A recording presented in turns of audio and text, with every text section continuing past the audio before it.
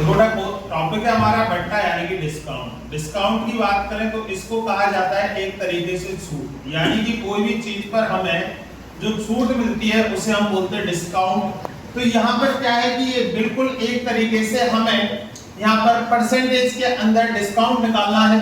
जैसे यहाँ पर बात करें तो एक दुकानदार ने एक शर्ट 500 रुपए के स्थान पर 440 रुपए में बेची, तो बताओ दुकानदार ने उस शर्ट पर कितने प्रतिशत की छूट दी। अगर मैं बात करूं तो यहाँ पर सबसे पहले एक होता है बेटा अंकित मूल्य। अंकित मूल्य की बात करें तो जो रेट दुकानदार के प्राइस जो होती है यानी कि उस पर लिखी हुई होती है, तो यहाँ पर अगर मैं बात करूं तो दुकानदार ने एक शर्ट 500 रुपए के स्थान पर यानी कि उस वस्तु का जो अंकित मूल्य रहेगा वो 500 रुपए रहेगा के स्थान पर 440 रुपए में बेची, यानी कि उसने जो उसको बेचा यानी कि उसका जो विक्रय मूल्य रहेगा वह कितना रहेगा, विक्रय मूल्य रहेगा यहाँ पर 440 रुपए। अगर हम बात करें तो यहाँ पर वो कह रहा है कि दुकानदार ने उस शर्ट पर कितने प्रतिशत की छूट दी। सबसे पहले हमें उसकी छूट निकाली है रुपए में, तो रुपए में छूट निकालेंगे तो आप क्या करेंगे 500 में से किसको माइनस करेंगे 440 को, और 500 में से 440 को माइनस किया तो हमारा कितना आया 60। अब हमें यहाँ पर जो निकालना है परसेंटेज में, तो यहाँ पर हम परसेंट में छूट निकालेंगे तो परसेंट में छूट निकालने का फॉर्मूला बिल्कुल लाभ हानि प्रतिशत जैसा है।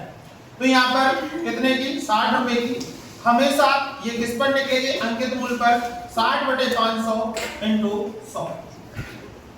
जीरो से जीरो कट जाएगा, इस जीरो से ये जीरो कट जाएगा और 5 2 से 10 और 6 का 2 से मल्टीप्लाई किया तो आपका जो आया आंसर 12% की यहाँ पर उसके द्वारा क्या दी गई है बेटा छूट दी गई है। लेकिन हम यहाँ पर बात करें तो यहाँ पर ये क्वेश्चन ना पूछकर जो वो क्वेश्चन पूछता है आपसे, वो क्वेश्चन पूछता है बेटा समतुल्य बट्टा।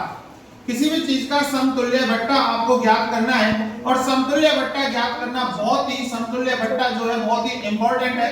जैसे वो कहता है कि 50% और 10% का समतुल्य बट्टा क्या होगा, 10% का समतुल्य बट्टा क्या होगा।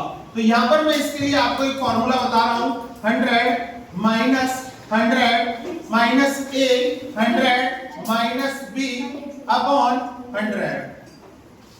100 यहाँ रहेगा माइनस 100 a इसको मानेंगे तो 50 और इसको 10 किया तो ये हो गया 90 अपॉन 100। तो इसको हम लिख सकते हैं 100 माइनस 50 इंटू 90 बटे 100। 1 0 से 1 0 1 0 से 1 0 9 5 45 और 100 में से माइनस किया 45 तो आपका जो आंसर आएगा वो 55%। तो याद रखना एग्जाम में जो पूछा जाता है वो पूछा जाता है आपका समतुल्य बट्टा।